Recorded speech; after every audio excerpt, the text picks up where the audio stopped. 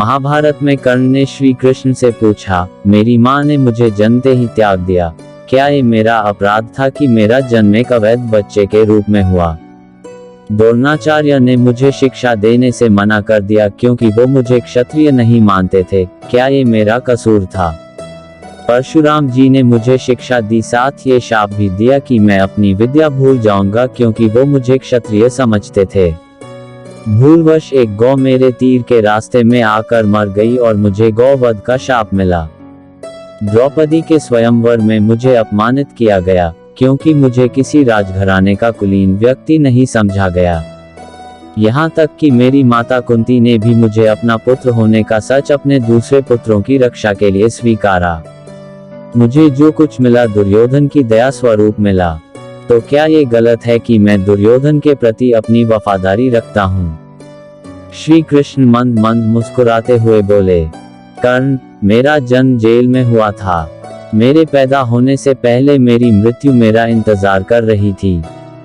जिस रात मेरा जन्म हुआ उसी रात मुझे मेरे माता पिता से अलग होना पड़ा। तुम्हारा बचपन रथों की धमक, घोड़ों की हिनहिनाहट और तीर कमानों के साए में गुजरा। मैंने गायों को चराया और गोबर को उठाया। जब मैं चल भी नहीं पाता था तो मेरे ऊपर प्राणघातक हमले हुए। कोई सेना नहीं, कोई शिक्षा नहीं, कोई गुरुकुल नहीं, कोई महल नहीं। मेरे मामा ने मुझे अपना सबसे बड़ा शत्रु समझा। जब तुम सब अपनी वीरता के लिए अपने गुरु व समाज से प्रशंसा पाते थे, उस समय मेरे पास शिक्षा भी नहीं थी। बड़े होने पर मुझे ऋषि सांदीपनि के आश्रम में जाने का अवसर मिला। तुम्हें अपनी पसंद की लड़की से विवाह का अवसर मिला, मुझे तो वो भी नहीं मिली जो मेरी आत्मा में बसती थी। मुझे बहुत से विवाह राजनैतिक कारणों से या उन स्त्रियों से करने पड़े जिन्हें मैंने राक्षसों से छुड़ाया था।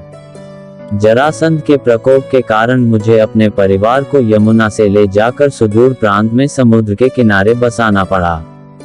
दुनिया ने मुझे काय कहा, यदि दुर्योधन युद्ध जीत जाता तो विजय का श्रेय तुम्हें भी मिलता, लेकिन धर्मराज के युद्ध जीतने का श्रेय अर्जुन को मिला।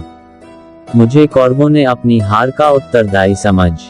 हे कर्ण, किसी का भी जीवन चुनौतियों से रहित नहीं है। सबके जीवन में सब कुछ ठीक नहीं होता। कुछ कमियां अगर दुर्योधन में थी तो कुछ युधिष्ठिर में भी थीं। सत्य क्या है और उचित क्या है, ये हम अपनी आत्मा की आवाज से स्वयं निर्धारित करते हैं। इस बात से कोई फर्क नहीं पड़ता कितनी बार हमारे साथ अन्याय होता है। इस बात से कोई फर्क नहीं पड़ता कितनी बार हमारा अपमान होता है। इस बात से कोई फर्क नहीं पड़ता कितनी बार हमारे अधिकारों का हनन होता है। फर्क सिर्फ इस बात से पड़ता है कि हम उन सब का सामना किस प्रकार करते हैं।